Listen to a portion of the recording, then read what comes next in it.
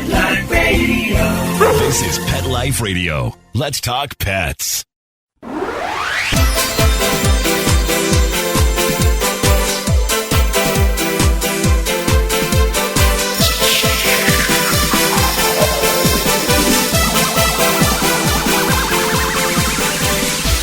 Hello, you're listening to Animal Party on Pet Life Radio with me, Deb Wolf. And once again, I have back my favorite cat expert, Dusty Rainbolt. Welcome to the show, Dusty. Thank you for having me again. I always enjoy being with you and your listeners. Well, except the last time we tried to do a show, you just couldn't do it. What happened, Dusty? Well, I live in Texas. Do I need to say anything else?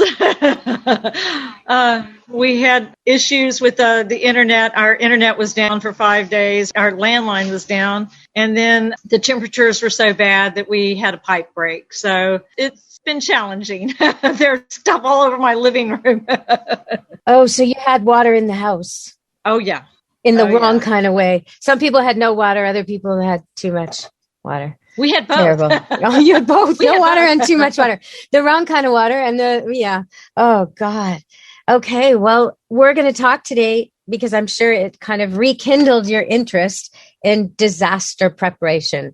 What should people know, cat owners especially? Well, everybody needs to have a disaster plan for their family, and in there you need to include your animals. And it really depends on where you live as to what kind of disaster to plan for. It's kind of hard to plan for the meteor or, the asteroid that could hit us. But if you live in California, then you know that wildfires and earthquakes are a possibility. If you live in the northern part of the continent, then blizzards are a possibility. If you live in the southern part, tornadoes and floods and such.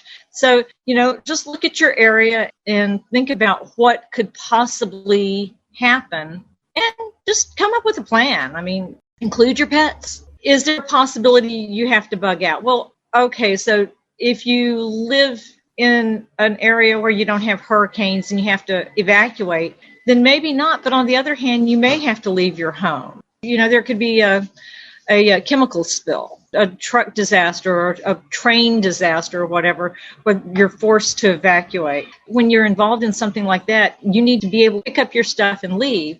So if you have pets, have their paperwork, their rabies vaccinations, their food, water, their leash, their carrier. And don't store that in the basement under your college yearbooks, Have them you can. Yeah, it has to be in good condition and where you can get at it and not so stale that it's useless. Exactly. So, once a year when we change the clocks back or forth or check the fire alarms, then just go ahead and swap out the water and the cat food. Cats should have a carrier, dogs should have leashes, you should have a pooper scooper, you should have enough litter for a couple of days. And medicines, any medicines, that's going to be hard to come by if all, because you can't, things go crazy, right? Like when you were experiencing this last week, it wasn't normal situation. You wouldn't be able to go get supplies or call your vet or get a prescription called in or even pick up litter, food or water would have been tough, right? Like, tell us what that was like. You're supposed to be in a nice place, Texas, right? It's supposed to be warm and nice and kind of modern. Like, what the heck happened? I don't know. Seriously, earlier end of last week, we were in shorts. It was 80 degrees. So this is normal Texas. This is a normal winter. But yes, we couldn't get out because of the ice. Yeah, I have a four-wheel drive with all-weather tires, so I'm okay driving. It's all the other idiots out there. So it was ice. It wasn't. I understand that. Yep. So we always have like a month's worth of dry food for the cats. And when we heard that the weather could become inclement, I went out and bought like $100 worth of canned food. And I know not everybody can afford to do that, but go ahead and buy a little bit at a time. You don't have to buy a case. Buy 2 or 3 and set it aside. And then that way you've got it if you need it. Or wait for the promotions. There's some good promotions out there and stock up when you need to. You were saying you can't exactly predict. So you're in Texas. It's supposed to be nice and warm and sunny and shorts weather. And all of a sudden you get hit with blizzards. You don't have the infrastructure. You don't have the salt machines for the roads. People don't know how to drive in it. They don't have the right cars. Everything shuts down. I mean, you can't predict that. But on the other hand, no matter what disaster you might have, whether it be a fire or a toxic spill or any of the things you mentioned, flood, whatever, you're still going to need food. You're still going to need meds. If you have to relocate your dogs, your cats, they need to be comfortable in a crate or a kennel, and you need to have it, not have to go hunt for it or realize that you gave it away to somebody's puppy and now you don't have them anymore, right? Like take those crates apart if you need to, but know where they are and have the screws in a Ziploc bag between the two layers of the cage. So you're not hunting for those. You can also use zip ties in a pinch. The zip ties are actually perfect. They work because, if you've got a fire, that's something everybody has to worry about. I have a friend who's a board certified veterinary behaviorist. They had a fire and they couldn't catch the cats.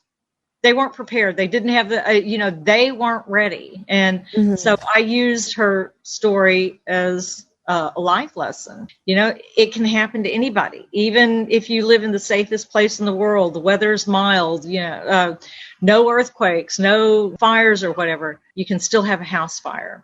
So having that carrier nearby, use the zip ties, the cable ties, you can put that thing together in seconds with the zip ties. And, and it's really important that your pets trust this whole thing. If absolutely. They're terrified of a crate or a kennel or a leash or a collar or a harness, and now you're stressed out and in a panic and you've got 5 minutes to grab everything important, including them, and get out, that's not the time to teach your cat to come when called. It's really not. So we're going to go to a break and we're going to come back and talk about how you can prepare not just the kit, the water, the food, the litter. Yeah, we got that.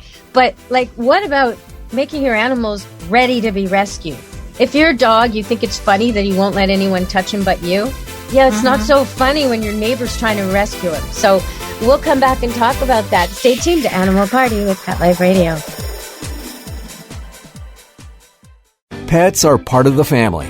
Make sure you can always afford the quality health care they need with Easy Pet Check, a nationwide pet insurance alternative. With Easy Pet Check, you'll save up to 75% on all your pet's health care at any licensed veterinarian in the U.S.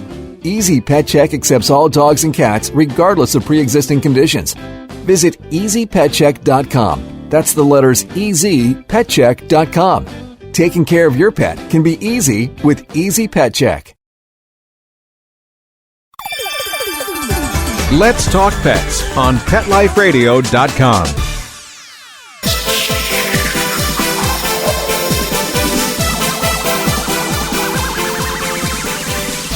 Hello, we're back on Animal Party on Pet Life Radio, and we're talking with Dusty Rainbolt, the cat writer. And she's here. She's written a book called Ghost Cats, and I know she's looking for some more ghost stories. So keep listening to this show.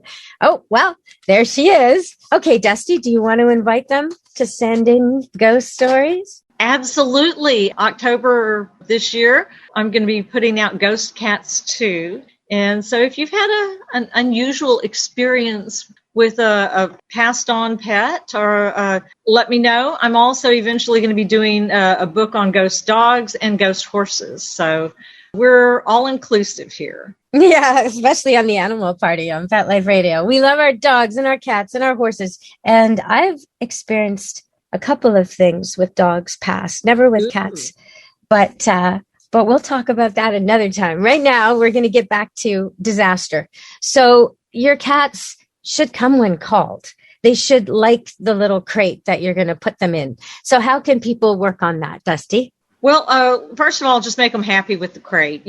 Don't just put them in the crate whenever it's time to go to the vet, because, then it becomes the horrible, scary vet transport device.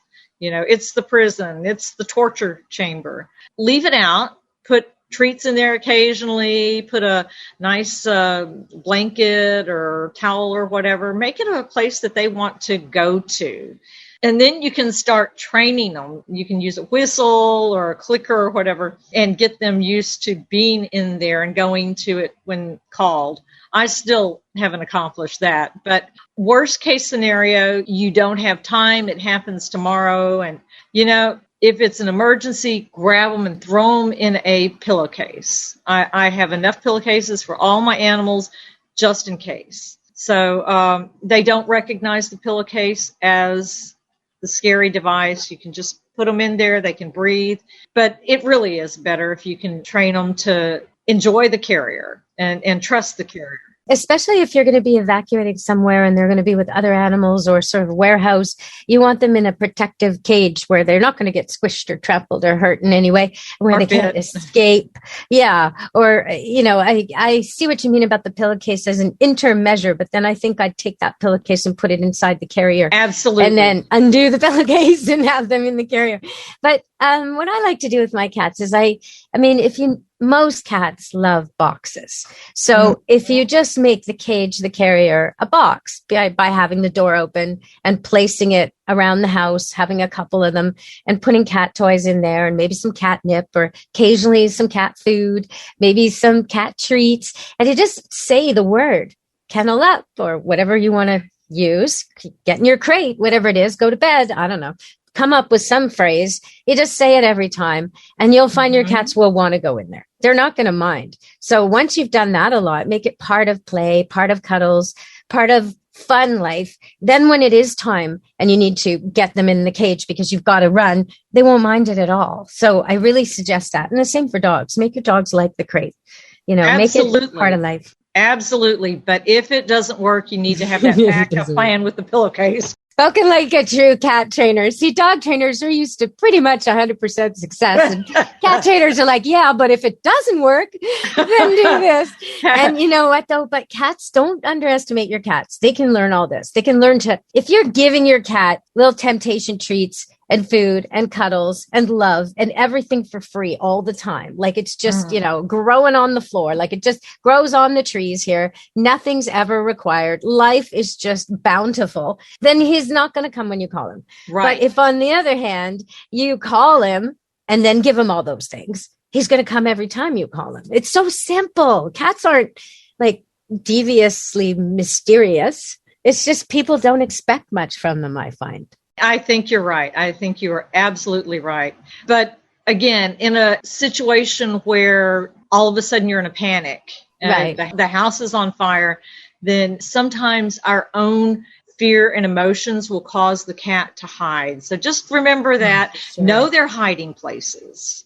And, yes. And they'll hide before you, if you think you're going to give your cat their once a month flea treatment or you're going to take it to the vet, they will hide before you even know, like you think, where did I leave that? Before you even find the treatment, they're gone.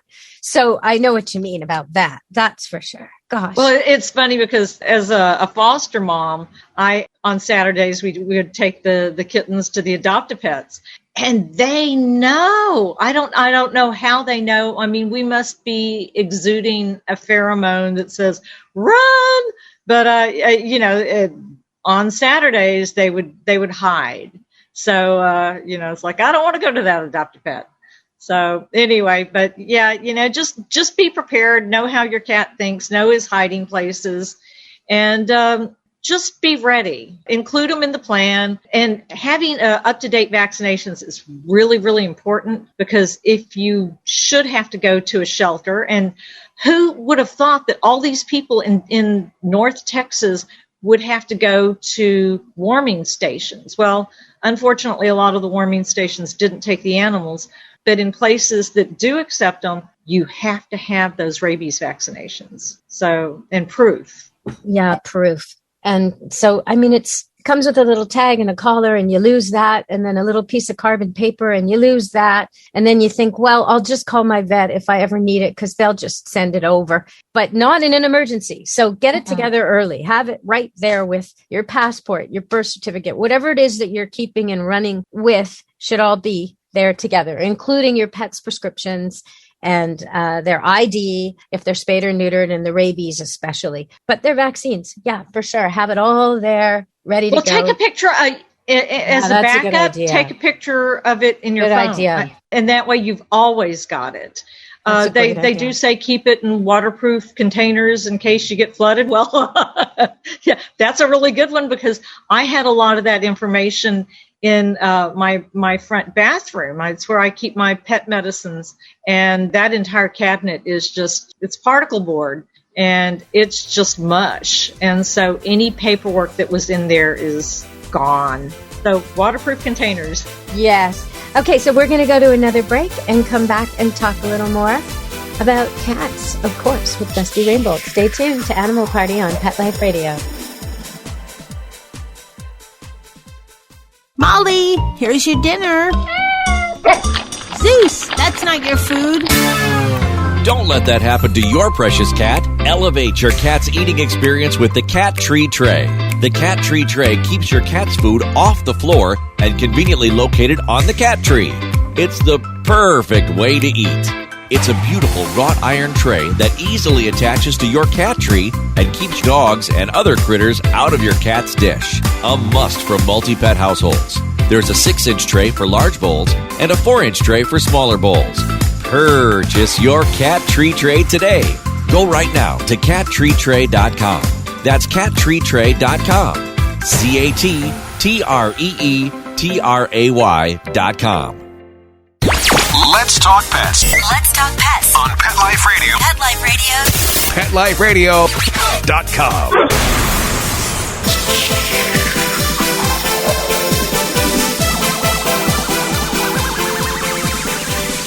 Hello, we're back on Animal Party on Pet Life Radio with me, Deb Wolf, coming to you from Camp Good Dog, which, you might think, well, that's not very cat friendly. Actually, I have 7 cats, all of them rescues, one type or another, and 2 came from the Abbotsford Airport in this trap, neuter, release kind of rescue situation, and they ended up here. And they will eat anything, Dusty, like anything. Someone eats a sandwich and they think there's too much onion in it and they put the onion to the side of the plate. These cats are on it. They will eat a scrap of mustard, a bit of tomato. And I think like all these things are not on their approved diet. Why are they not sick? And why do they keep eating all this? When will they get over it and realize that the cat food is good and they don't need to do this anymore? How long will it take? It really depends on the cat. I had one kitty that, oh my God, she was 2 months old and less than a pound. So she was a pound underweight. And she never got over it. Fortunately, she did not get obese, but she was very protective of her food and she wanted to be the first one to eat.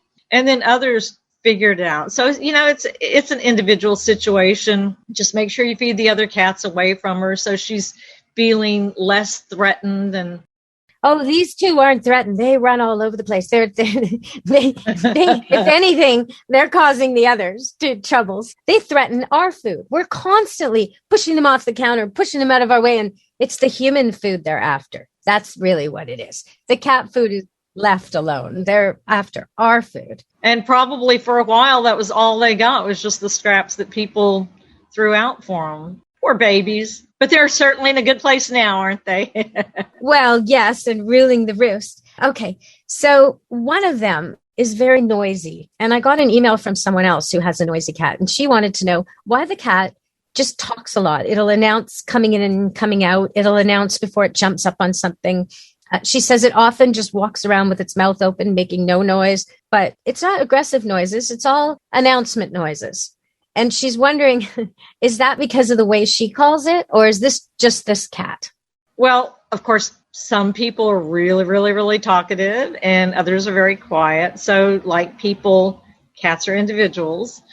Cats, in a normal, say, feral cat situation or wild cat situation, cats don't meow. That's a communication between a queen, a mother cat, and her baby. And the baby will meow, Mom, I'm hungry, Mom, I'm cold, or whatever. It's mommy and baby communication. And because the humans have taken the role as the cat's mother, because we kind of made them perpetual kittens, they're talking to us. And then they find out, wow, well, when I talk to them, they give me attention. They when feed me. Yeah, so they're training us. If I talk to them, then they're going to go ahead and give me treats. They're going to feed me. They're going to, if it's happening at an inconvenient time, just like a human kid, you don't respond, and the behavior will not be as prominent. Well, I wonder, like in our case, the noisier of the 2 kittens and of the 7 cats, the noisiest one of all of them is, I can tell, she's emerging as the dominant. She's one of the youngest, but she's already, when the biggest, fattest, most submissive cat is being picked on, she comes running out of nowhere to her defense. She is on it. She is busy.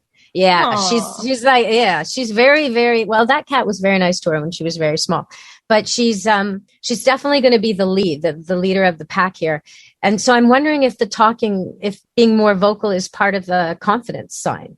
I can't answer that. Like I said, every cat's an individual.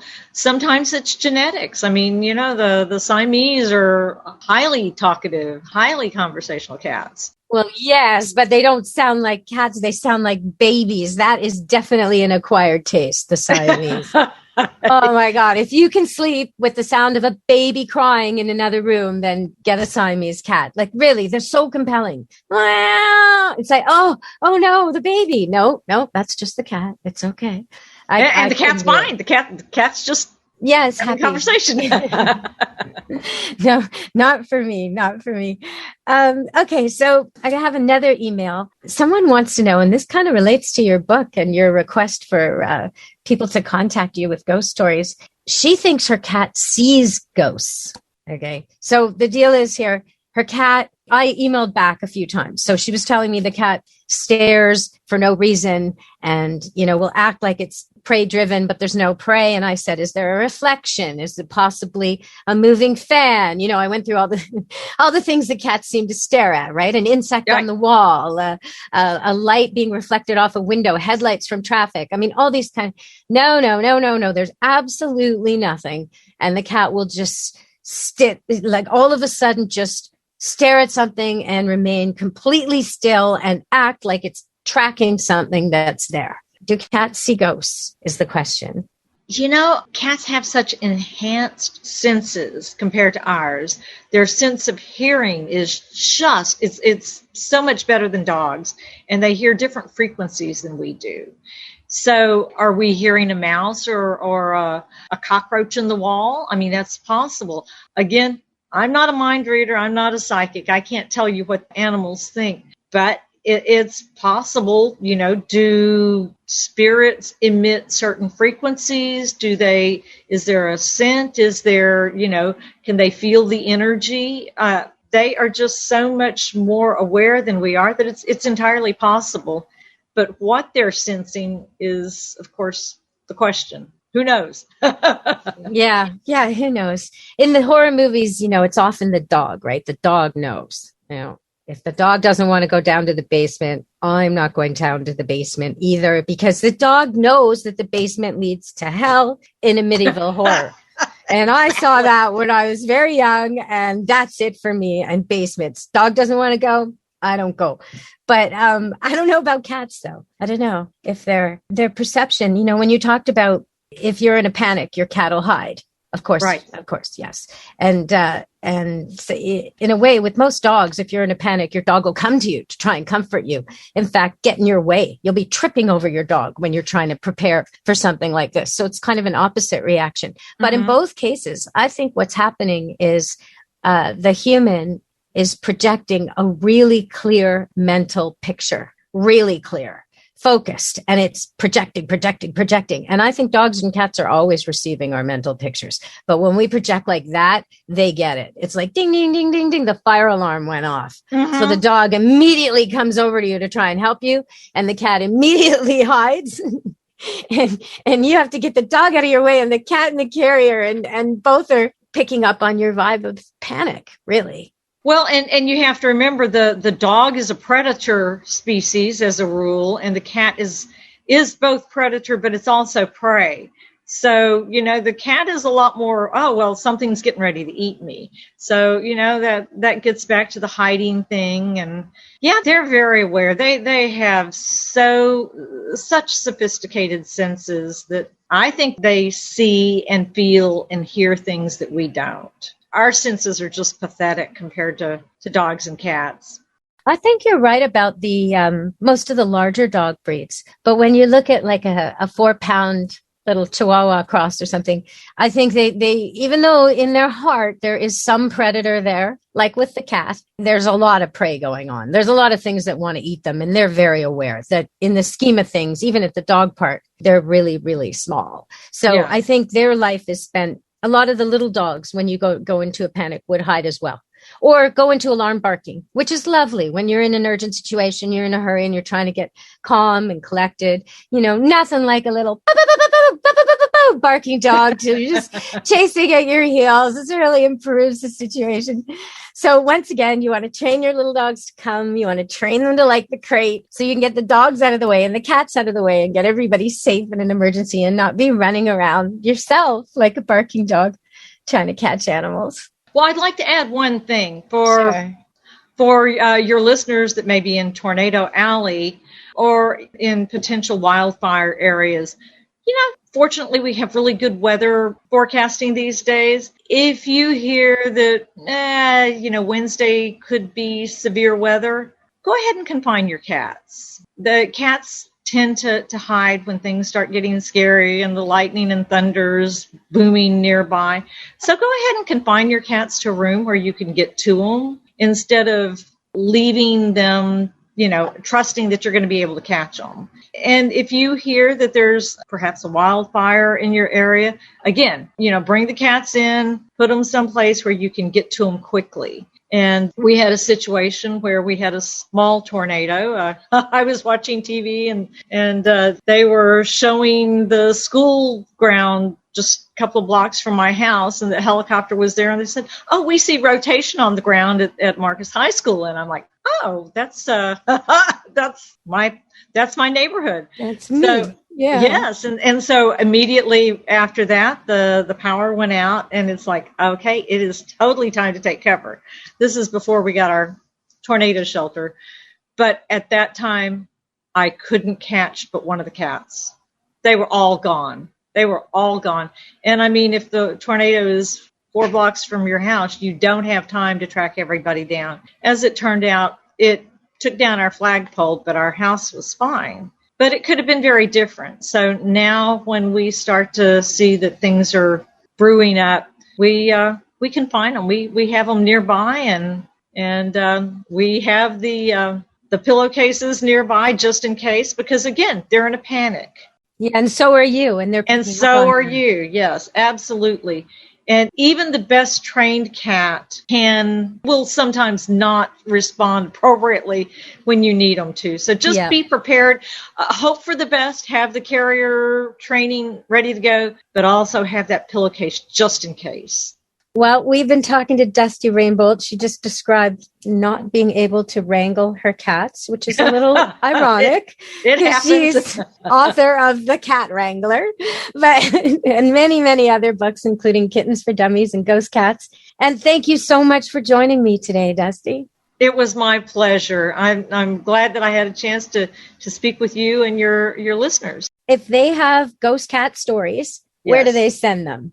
please send them to dustycatwriter at verizon.net, and that's dustycatwriter at verizon.net. And I look forward to hearing about your ghost dogs and cats and horses. And hey, if you got a gerbil or two, let me know about those too. Okay.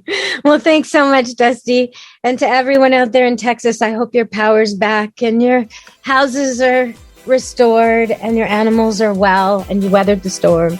And everyone out there, thank you again. And from Animal Party, Dusty Rainbolt and me, Deb Wolf, be good to your animals. Let's Talk Pets, every week on demand, only on PetLifeRadio.com.